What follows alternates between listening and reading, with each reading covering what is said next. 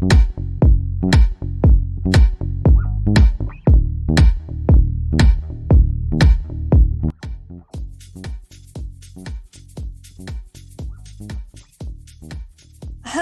and welcome to Avoiding the Void, the Bingewatcher's guide to the small screen, where two 20-somethings with too much free time tell you what to watch to keep boredom at bay and to avoid the void that is our current reality. My name's Rosie. And I'm Nell. This week we're going to be talking all things Bridgerton, but first, the headlines.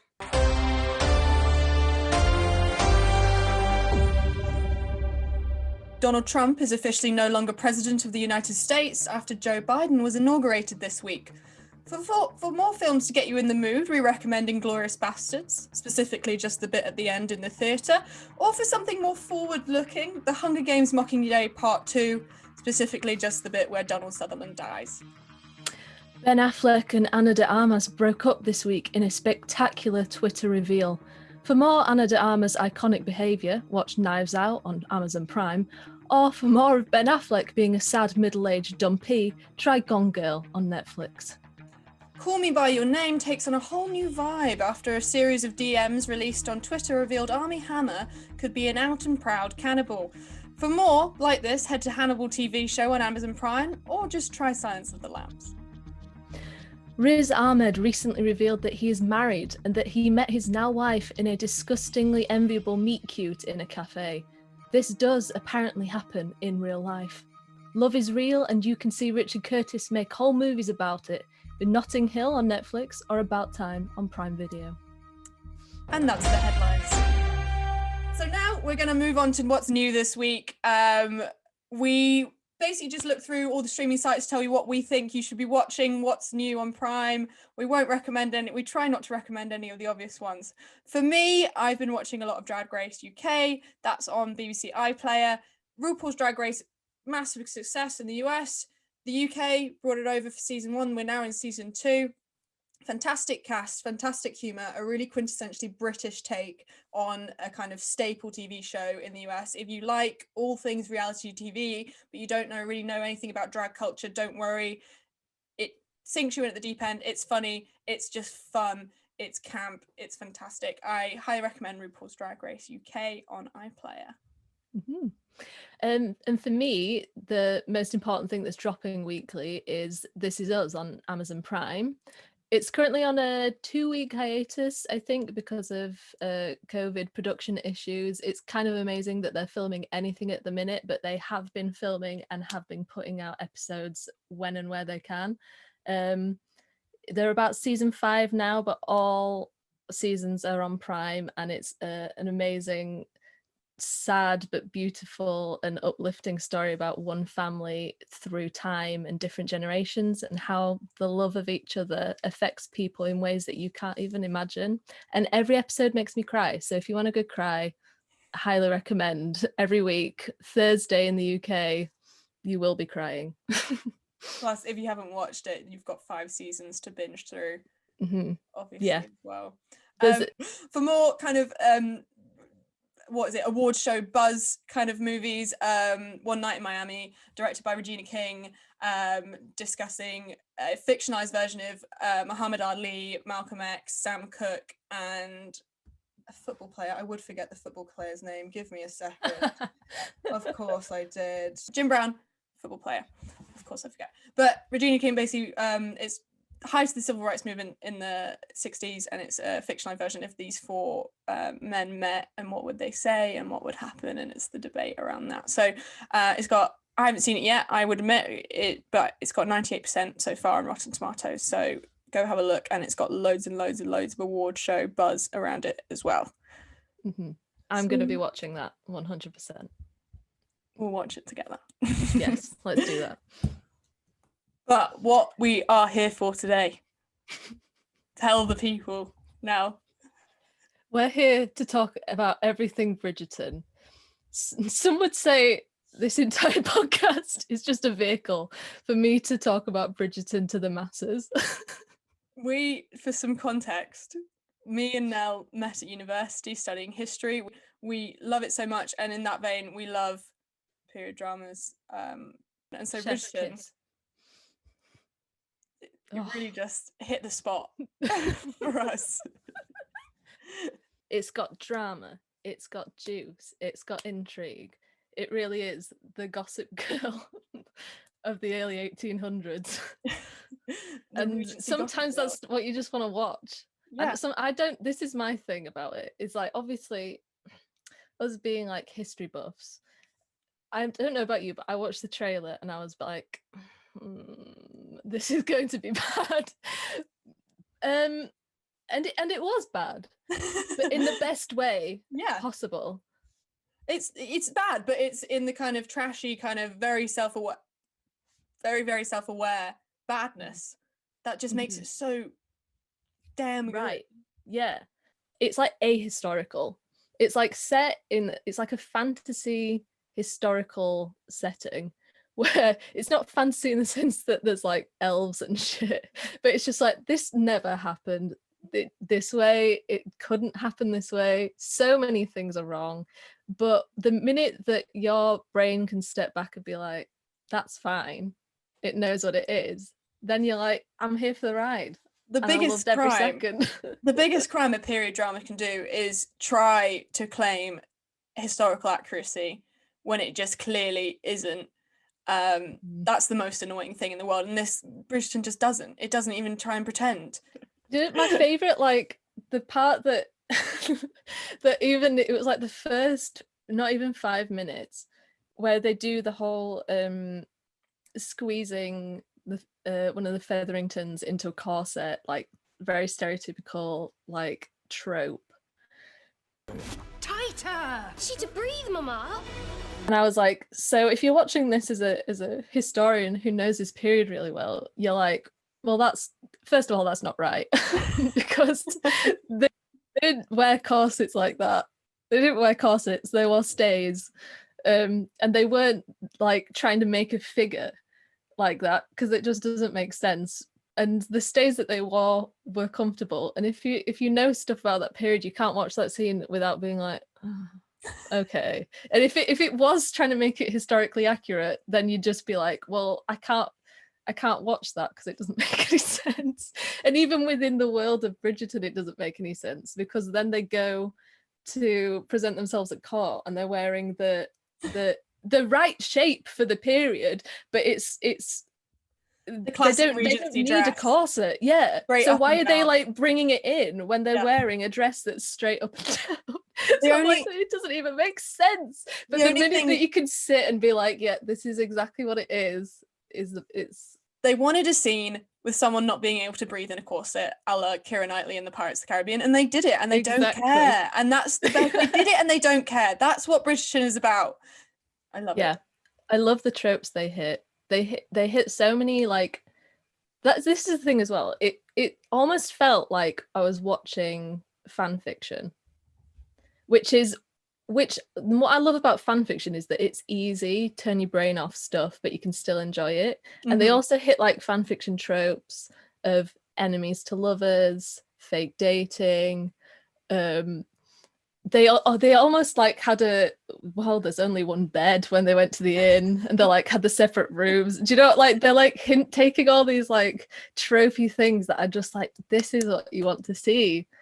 They're like a people pleaser. Romance stuff. It's a people pleaser. That's all it is at the end of the day. They know that people would love this. You know, fake dating can never fail, can it? Right. Because I felt like I really understood all the characters' motivations, which is, I think, quite good to say, like, how like it's kind of a trashy like rom-com drama. It's an ensemble cast. Yeah. And, you know. But I like really felt all the character motivations and understood all of, like, I didn't really dislike anyone except like Nigel. Yeah, you know, who we're meant to hate. You dislike the people you're meant to dislike. You like the people you're meant to like. Daphne was slightly boring to me, but I didn't really care. Like, just the romance was so nice. Yeah, overall. I think they have great chemistry, so you kind of forgive that they're slightly boring on their own. And she played the doe-eyed, I don't know how babies are made virgin very well, and that was her MO. She was like, I don't know what semen is. Ah! And she did that great. That was some 10 out of 10. Oh my. Ah! How does a lady come to be with child? I know, Not but that's knowing. like That was the main. That was true to the period as well, though, which is what the things that they did keep kind of true to the period. I did like really enjoy. Yeah. I was like going through my old like history, like reading and notes before this, and I do have like a couple. I mean, I can send you to them because I know that you'd enjoy them. There's like a pamphlet that I think Halifax wrote for his daughter about like how to be a woman, and I was like, that all of this kind of like rings true to what's happening in Bridgerton and like the stakes of the society that they've set up, which I think a lot of like modern viewers who don't care about historical stuff don't really appreciate. Yeah. That it's done that well. Like I've seen a lot of people watching it and not understand Anthony at all. Yeah. Like, and they're like, oh, why is he being like this? I'm like, because of the stakes. Like, if you understood all the stakes, you would be as worried as he is about everything. Yeah. I think that's one of the best successes of Bridgerton, honestly. And I get why, it hit 64 million households. And I get why not all of them would know, not all of them are even remotely would know about English history, let alone somewhere in America, somewhere all over the place. But I think the success is that they take period drama, they take all things that are good about period drama, the history, the different dynamics between in a romance scenario, the fun of it all, but they've made it accessible. They've changed the language, they've added more dramatic plot than you would usually find in a Regency piece, because usually they can be really slow, slow. I eat it up, but I get why people I know don't we like love it a so slow burn, I just but love it's not for everyone. the whole plot is just, oh my god, they were caught in the rain and now they have a cold. Like that's half the plot of Sense and Sensibility. Like it's crazy, but they make it accessible, so it's great. So, and with the costumes, with the fun and the flair, they put people of color in there. I mean, which is a huge problem in period dramas. It's like the whitest landscape. And I was like super happy to see that they were doing like colorblind casting compared to, because I mean, I haven't read the first book, but I'm going to assume that it does not say that Simon's black at any point in the book. So I'm glad for it. I think I can understand a lot of the criticisms that from people of color being like, you can't just like throw it in and then not address racism. So what they did was looked like colorblind casting, as in the kind of idyllic world where racism doesn't exist, but instead what they did, instead of adopting that kind of fake reality, they mention it in a throwaway scene. Two separate societies divided by color until a king fell in love with one of us. I really had, that is one thing that I really had a problem with. Me too. I was watching it and I was like, that's so insensitive and just so off the mark. Basically what they said was, Lady Danbury sits down with the Duke of Hastings, the main guy, and he says, you have to be careful. The king married a woman of color, and now we're allowed to be members of society, hinting at before that they weren't in this reality, hinting at before that there was racism. And now, just one generation later, everyone's forgotten about it and it's fine and they can be aristocrats. Exactly. It's so insensitive if that's I know. kind of, It's so like the politics of like imagining that like you get one black queen and it's like racism ended, because at no point ever in the rest of the show is there any sense of like any tension. No, especially considering that like they're like in a like mixed race relationship. So it's like it makes sense to not address it at all. if that's what you're going for. Pretend in this reality racism isn't a thing. Which is an easy way. Yeah. The way to get people of color casted and visible and diversity to be met, but instead they did it. And that isn't to say that there weren't Black people or people of color in, no 19th century society, because there definitely were.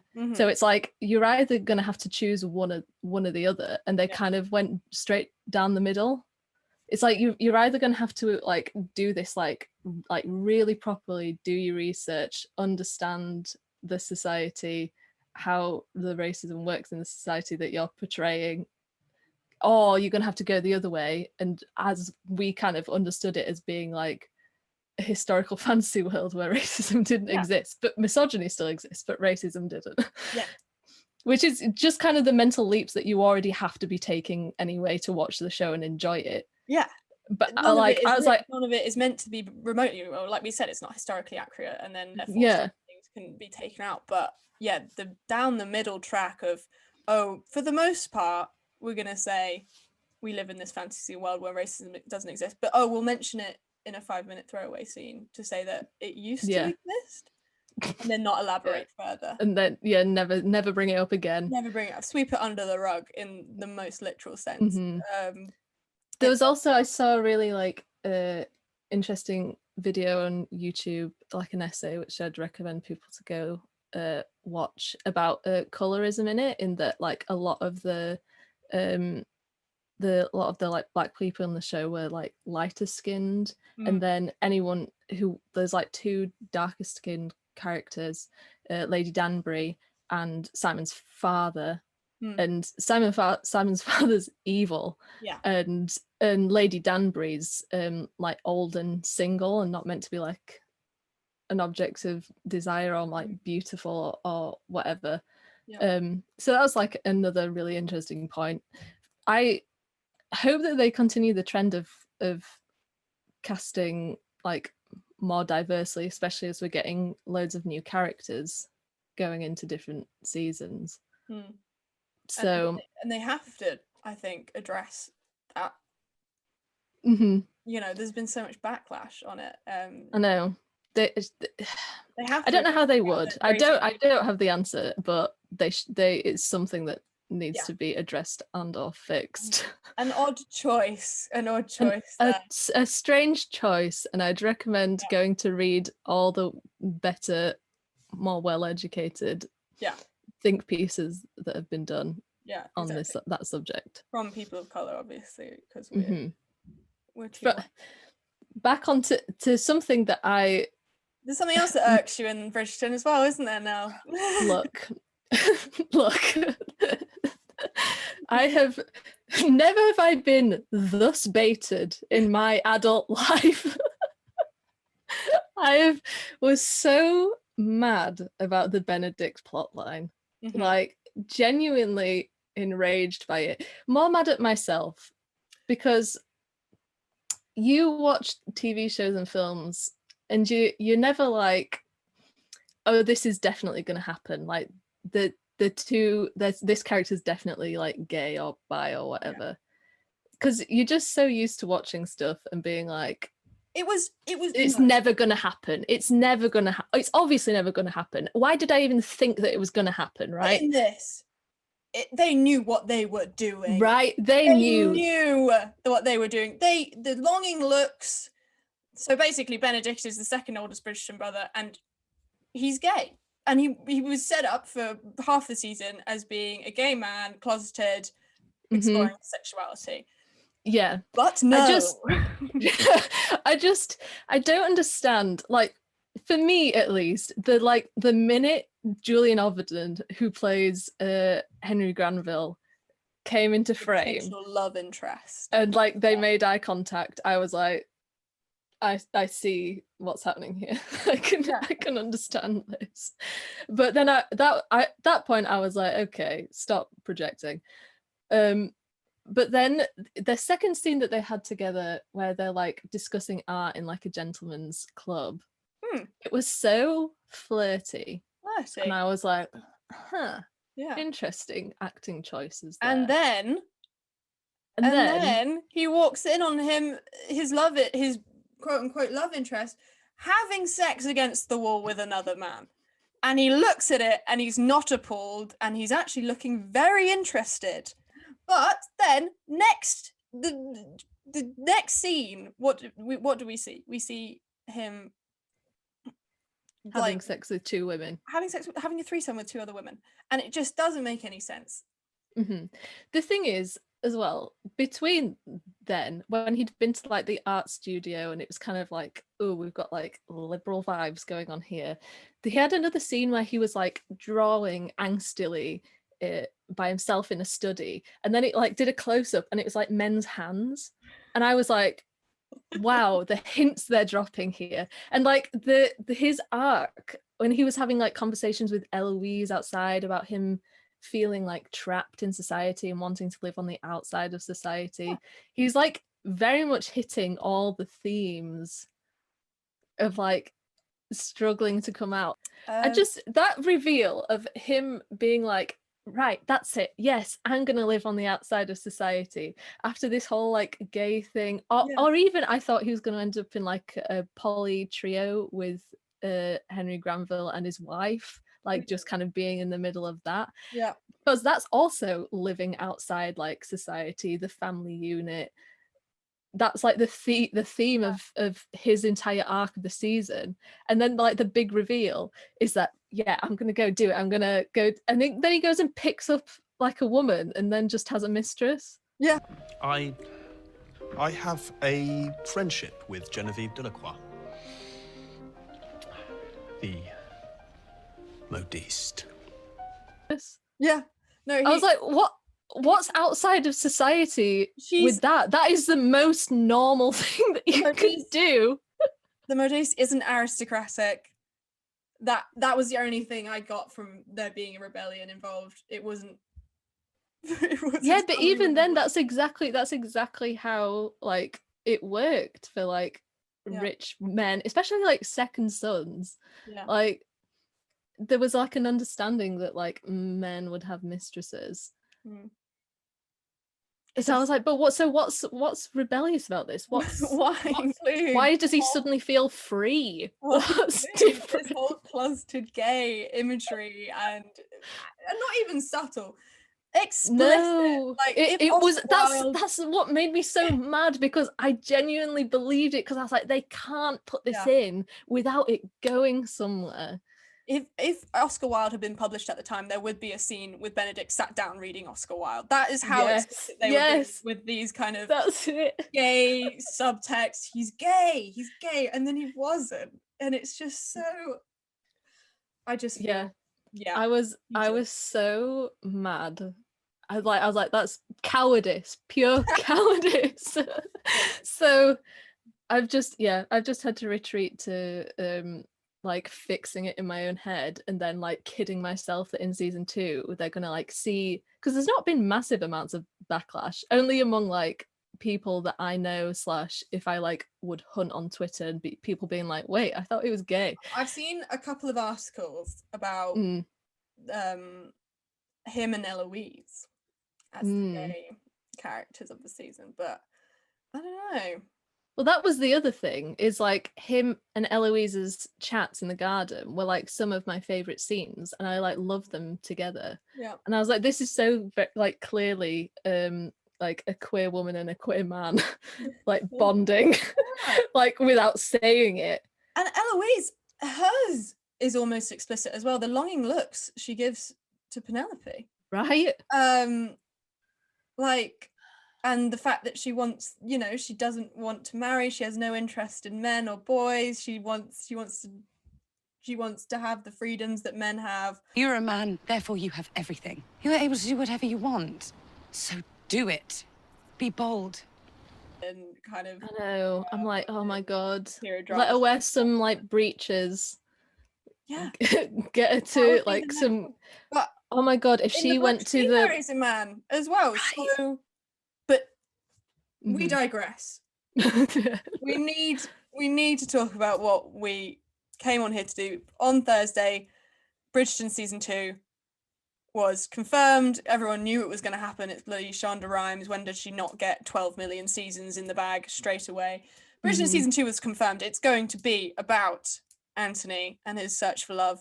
And ladies and gentlemen, we read the second Bridgerton book, The Viscount Who Loved Me. And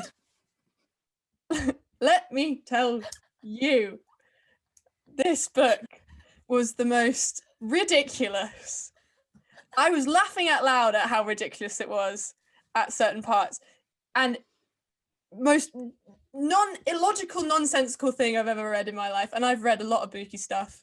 This book makes Twilight look like Shakespeare. Honest to God, it really does. And having said all that, terrible book. Having said that, I am so excited for season 2. Right, I am so fun. I think they're going to up the ridiculousness because Daphne and the Duke in season 1, they're quite angsty characters. These two characters for season 2, Anthony, the eldest brother, and there's a new character called Catherine or Kate. They're just fun. They're just fun characters. They bait. It's a kind of enemies to lovers type thing, and it's going to be so fun. Nell, 2 words to summarize The Viscount Who Loved Me for you. Bee sting. Bee sting. There's a spoiler. Isn't that just the whole book? Tell me it's not driven. Anyway, this whole book is so the whole book is basically, it's the same as season 1. The men in these series have daddy issues. They have the biggest daddy issues, and their daddy issues make them somehow also remove their ability to form logical ideas. So in trauma, as we know, the Duke of Hastings' dad was mean to him when he was a kid, and therefore he decided because of that he will never have babies. And that was the whole central conceit of the whole book. He could never come inside his wife. That was the source. That was the source of, I'd say, 90% of the, the antagonizing factors in Bridgerton season 1. Daddy trauma equals pulling out. Daddy trauma, direct link in the mind in the Bridgerton reality. So this is why the Bridgerton reality, if your dad is mean to you as a kid, you have to pull out. You have to adopt the pull-out method for the rest of your life. Otherwise, God, you won't be keeping your promises to be mean to him. Obviously, it's surrounding and more, but that was effectively the logic. In The Viscount Who Loved Me, a little bit of spoiler, but it's said in that you'll find this out pretty quickly. It's pretty quickly, yeah. It's in like the first page. Anthony Bridgerton's father dies when he's 18, very suddenly. The Bridgerton father dies. He gets stung by a bee and he dies. It's also, the father is 38 when he gets stung by a bee and he dies suddenly, and the doctors don't know how he died. Anthony, the uncle, the brother of the father, also died suddenly at 34. Therefore, Anthony Bridgerton decides he will undoubtedly die at some point in his 30s. He's certain of it. He's certain that he's going to die. And that means he can get married, but he can never fall in love. And that there is the logic. That is the plot. His dad died suddenly at 38. He is going to die. He wants to get married, but he can't fall in love because otherwise we never find out. Wait, no. Otherwise, ... Otherwise, what? Unsure. The logic boggles me. That's the best part. It's just so batshit. Like the entire book is batshit. The whole book was ridiculous. There are so many moments that I was like, what the fuck is this? But also, I need season 2 immediately. Because I read it before season 2 was announced. I read it like straight after I watched season 1. And I was like, get this on screen. Yeah. You must make haste! Kate doesn't like him. He doesn't like Kate. It's a whole thing. There's mallets involved. There's ball games. There's jumping in lakes. Every period drama has to have someone jumping in a lake. Yeah. It's like Anthony just gets like rinsed for the entire book. Like much like in season 1, he's just trying his best. Yeah. And it's just other people just rinsing him for the entire book. The guy who plays Anthony as well, what's his name? Jonathan Bailey. He has a background in comedy acting as well. I don't know, he was in Phoebe Waller-Bridge's Crashing, playing a very comedic character. So I think he's going to absolutely body this. Yeah. He is going to be fantastic. And he's also really fit as well, which is going to be even better. And yeah, I saw him in Company in the West End, and he played Jamie, which is, and he gets like one of the funniest songs in the show, which was like really like physical, and he would like really with his whole body was like going for it. So I can completely imagine him like committing to the scenes that we want to see from book 2. The slapstick. It is slapstick. There's no other way that they can't play it seriously. No, this book, I feel like with Bridgerton season 2, they're going to have to try and really hard to inject certain levels of drama that they had in season 1, but I don't think it's going to be that different, because this is going to be so fun. I'm really excited. I'm really excited to find out who Kate is going to be casted as. Same. I hope they announce it soon, because they've gone into pre-production, haven't they? Yeah, hopefully. So what to expect from Bridgerton season 2? You've got fun, games, dogs, bees. What else?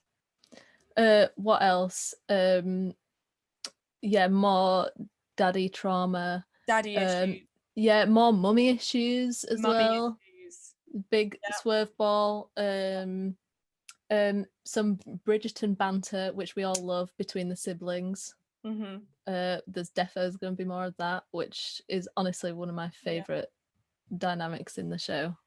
The main difference is, I think, what Shonda Rhimes has done so well, and when you read this book, you see why she chose it for TV, is that the books focus very smallly onto this couple.